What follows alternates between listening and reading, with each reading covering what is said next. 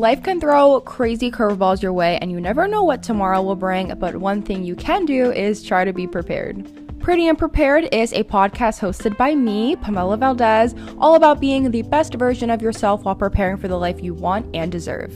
With this podcast, we are targeting millennials, content creators, students, creative individuals, and more looking to gain insight on all things social media, living your best life, self-confidence, love, building your career from the ground up, landing internships, secrets to working with brands, and so much more.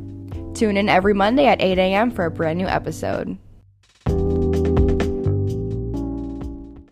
Hello guys, welcome back to Pretty and Prepared. Today we are talking all about being your own best friend and why it is so important.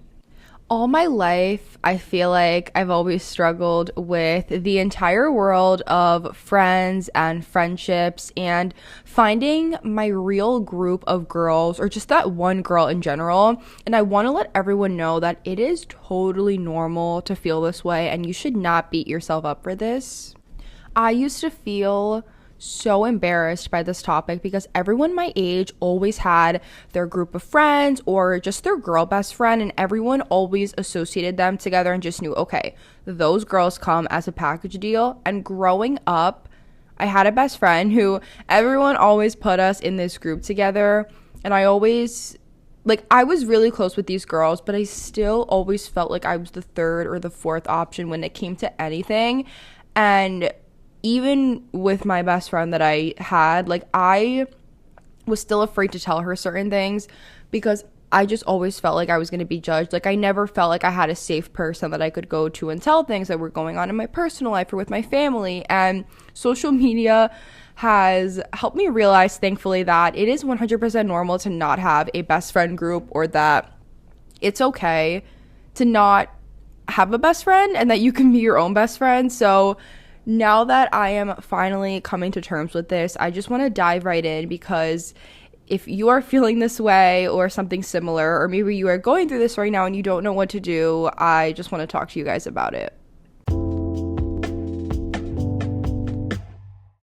So over the past few months, I have been going through this really weird funk where for a period of time, I was letting social media get the best of me when it came to specifically comparing my life. I know that we have all had those nights where we see that video on our For You page of this girl that wakes up at 6 a.m. She goes to the gym. She makes her breakfast at home. She makes her coffee. She has a cute little workout set. And she goes out to get her day done. And then by the time she gets back home, it's 8 a.m. and she's ready to start her work day. Or it's just people have such productive morning routines and just such a well put together life, and it can really make you question everything about your own. And this was happening to me not only in the productivity aspect, but also just with the whole friendship world. And I've been feeling this way ever since I graduated high school, because my friends have literally just been dropping like flies. And at first I was so concerned, and I was genuinely am I the problem? What is going on? Because why can I literally not keep a friend? But then I realized I grounded myself, and I thought to everything that I've accomplished recently from the moment I graduated high school up until literally now. So it's been 3 years, and I truly would not have accomplished more than half of anything that I've done if I would have still had the same group of people in my life. So half of me is I'm really grateful that I'm not still friends with these people and that they're not in my life. That does not mean that I'm disregarding any of the memories we had, because I have some really fun and amazing memories from high school and college over the past few years that I am so grateful for. But at the same time, I'm glad that those friendships are over, because again, I feel there was one TikTok that I saw where this girl was okay, it's a new year, it's a new time of your life, there's going to be new characters, a new plot, and new people are going to come in, old people are going to leave. And I feel that is where I'm at right now. I had my girlies from high school, and now I'm ready to move on to that next stage of my life. And now it's this is a new plot, new characters are coming in. And so over the past few weeks, I've been ranting to my boyfriend and my sister, because for a while I was also comparing myself to my boyfriend, because he has a very large group of guy friends. And when you're dating a guy that literally has so many friends and has always just been friendly and always had a lot of friends in high school, and then you are a girl that literally is so lonely and doesn't even have like a best friend. Like, I can count my friends on my hands, and that literally includes my sister, my cousin, and my boyfriend. Like, I do not have any like friends anymore as much as I used to. And so when you're friends with not friends, when you're dating a guy, like I said, who literally is still friends with the same guys from high school, and they have all never switched up on each other, they never have drama, it again makes you think, like, am I the problem? Because how are these guys able to all stay friends for so long when I don't even have a best friend? And it was really just getting to me because, again, scrolling through social media, I would see these girls go and get their nails done and have sleepovers and do all these fun things. And I think, okay, why have I never had a person like that? Like, I've always just felt so alone. And as I mentioned earlier, just always constantly feeling like a third or a fourth option. It's not fun. And I honestly don't wish this on any other girl. So me beating myself up for this over the past few months, it's been getting to me, and now I was like, I want to make an episode about this, because even though I was very upset, I now know, again, I learned from these people, they learned from me, we all had a great time, and that chapter of our lives is eventually going to close. And also, you should not be keeping people in your life in general that you are starting to notice that they have toxic patterns or just negative energy. Like, a lot of the people that I was friends with from high school, even, up until the last few years, a lot of them either were naturally cut out or just were cut out in general, because a lot of the people that I knew from school were not who they were after they graduated. Like, a lot of people just switched up completely and just became really negative, toxic people, and you cannot have that energy in your life. So again, that is just another sign. If you feel like you need to keep people just to have friends, but they're negative and toxic, like, do not do that.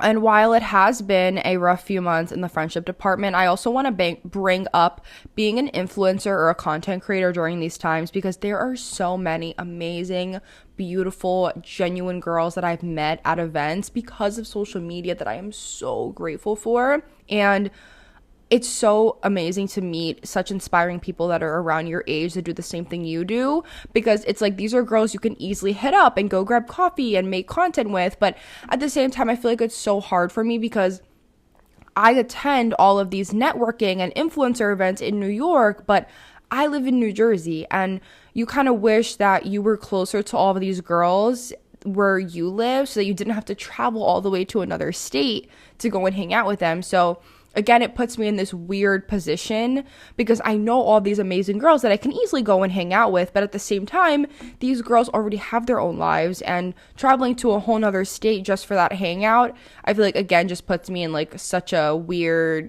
not isolated position, but just kind of like alone position.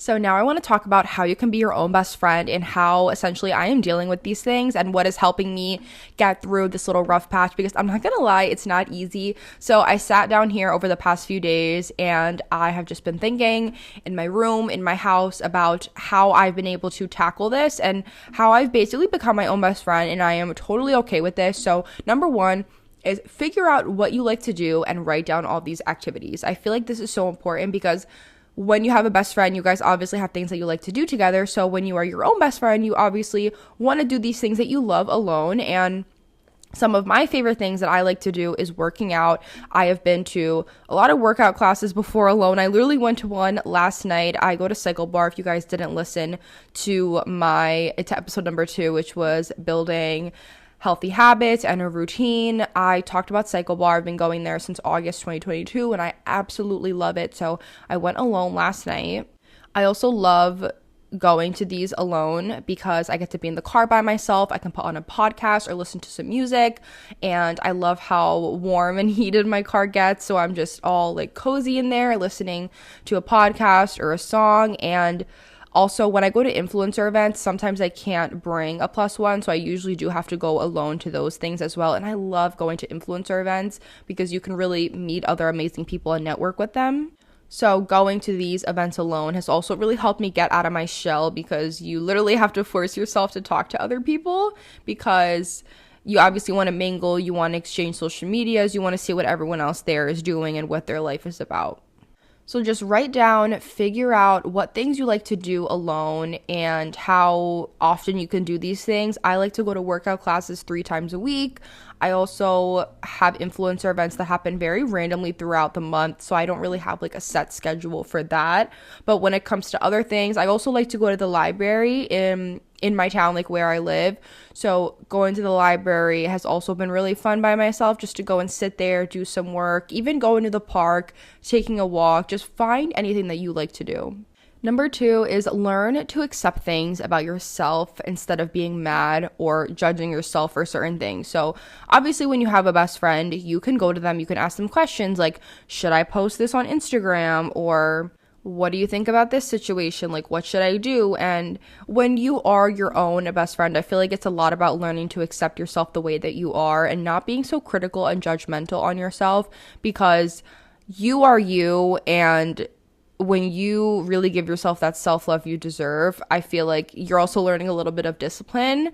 This is a really big part of you just as a person, because you should never be too hard on yourself, whether you have a million friends or not. I feel like when it's just you and your thoughts alone, you can think a lot of really deep things, so you should never feel like you need to hold yourself up to this standard of, okay, I need to be the perfect person. Learn to just not judge yourself for certain things, and the way that you would talk to a friend is the way that you should talk to yourself. I actually heard this on another podcast a few months ago. I forgot the name of the podcast, but it really stuck with me because they said the way that we can easily forgive other people and forgive friends because we're just like, okay, they didn't know any better, or, maybe they're just going through a rough time. We always give other people the benefit of the doubt. But when it comes to ourselves, I feel like we're so hard on ourselves 10 times more, because we know ourselves. We live within our own mind and within our own head, and we're like, no, I should have known better. I shouldn't have done that. But when it comes to other people, we don't live inside their head. We don't know what they're going through, which is why we give them so much grace and the benefit of the doubt. So why can't we be like that with ourselves? Number 3 is figure out what you like, what you don't like, and learn to support yourself during situations. Obviously, this can be very hard when you're going through certain things where you want someone else there with you. Like, I know when I'm going through certain things, like I'm very sad, I just want another person's love there. Like, I will literally walk over to my sister's room because she's right next door, and I will just sit with her, I'll talk, we'll get emotional or whatever it is. Or sometimes if I just want to open up to my boyfriend, like I will just call him up on FaceTime and be like, this is how I'm feeling. And you just want another person there to talk with. But if you don't have either a sibling that close to you, or you don't have a partner, learn to deal with these certain things on your own. So I'll give you guys a quick example. I get a lot of anxiety, specifically at night before I go to sleep, and I know that I have to cut out social media after 8 p.m. or my mind is just going to go insane. Like, I have to literally force myself to not go on social media after that time, because at night is when my anxiety just really gets the best of me. So I will only let myself go on Pinterest or watch a YouTube video about someone talking about healthy habits or like a little productivity routine. I also know that when I'm really stressed out, I like to overthink my entire life. So for example, last week I missed a few homework assignments, and I put myself down this rabbit hole of like, okay, now you're gonna fail the entire semester, like you're not gonna graduate on time. Like, I put myself through this really deep rabbit hole, and just when your mind goes a mile a minute, you don't even know what to do. So I've been doing this new grounding method. It's called 5 4 3 2 1, and it really helps me when I'm having these like mini panic and anxiety attacks. The 5 4 3 2 1 method, in case you are interested, is when you look around and notice 5 things you can see, 4 things you can feel, 3 things you can hear, 2 things you can smell, and 1 thing you can taste. So specifically at night when I'm in bed and I am getting a really bad anxiety attack, this has helped me so much. I know it sounds so silly, but essentially it's just to help your mind like go through something else and see other things around you instead of focusing on what you are thinking in your mind. And again, it really just helps ground you and bring you back to where you were before. The way that you calm somebody else during something that they're going through is the exact same way that we should try to learn to calm ourselves down when we're going through certain things, because I already know if I feel a panic attack coming along, immediately I will just go on my phone and try to look up something on YouTube that is going to help me calm down, or I will do the 5 4 3 2 1 method. And you can easily find anything else that can help you. That specific grounding method is what has been most helpful for me personally, but again, you could do anything that you feel like. Number 4 is cut your time on social media and block or mute people that you don't want to see on your home feed anymore. And I'm saying this in the most respectful way because I have a lot of people muted on my Instagram that I could honestly care less about what they post. But at the same time, you don't want to remove that mutual following. And this takes me back to people I went to school with, because if I didn't like you then, I still do not like you now. And I did not have a good high school experience. So cutting out as many people as I could, removing them, unfollowing or muting just was the best thing that I could do for me being on my phone, on social media, and just for my future. And I also really recommend doing this because social media was the one thing that I realized for myself was making me really upset, because I was comparing myself to not having a friend, and this was literally due to things that I was seeing online, specifically TikTok, and I was always doing this constant comparison of my life to where other people were, and that is the biggest thing that can kill you and where you are, because it can take such a big toll on your mental health, and it's just not fair for us to do that to ourselves. Like, I literally would have nights where I would cry and just be like, why is this my life? And that is not healthy at all, literally, because it's just something you're seeing online. Like, people only post the highlight reels online. We really don't know what is going on the other side of the screen. Number 5 is reward yourself and honor anything that you want with the right amount of discipline. And this is because I'm someone who, unfortunately, I like to give myself a lot of grace with everything that I do. And this can be as little as, okay, I feel like getting a coffee today, so I'm going to go every day for 2 weeks because I deserve it. Or I'm going to go buy myself a designer bag because I'm like, yeah, I deserve this. And obviously, we are all worthy of everything we want. We deserve everything that we want, but at the same time, it has to be in moderation, and we need to do things that are in a disciplined way. Like, I can definitely treat myself to go get a coffee, but I shouldn't be doing it every single day and wasting my money like that. And I definitely deserve to treat myself to a designer bag, but I should not be dropping thousands of dollars every month just to get one because I'm like, I deserve this right now. So when it comes to being your own best friend, I feel like you really need to discipline yourself in certain ways, but at the same time, reward yourself for little things. And I talked about this again in my episode, Building Healthy Habits and a Routine, because you should reward yourself, especially after you do a certain amount of tasks. So for example, when I complete maybe like 3 or 4 things on my to-do list before 12 o'clock, I'll be like, okay, at 12 p.m. I'm going to make myself a coffee, or I'm going to go out and buy a Starbucks drink. So it can honestly be in little ways like that too. To summarize today's episode, it is 100% okay to be your own best friend, and you should not be comparing yourself to social media and thinking that what you see online is what your life needs to be and that you need to be something different. Figure out what you want to do and write down everything you want to accomplish. Learn to accept certain things about yourself instead of being mad or judging yourself for certain things, and figure out what you like, what you don't like, how to support yourself during certain situations. We talked about the 5 4 3 2 1 grounding method, which has been super helpful for me. So if you want to go online and look up some anxiety grounding methods, definitely do that. And lastly, cut out your time on social media, such as blocking or muting people you just don't want to see on your home feed anymore, and reward yourself and honor anything that you want with the right amount of discipline and everything in moderation.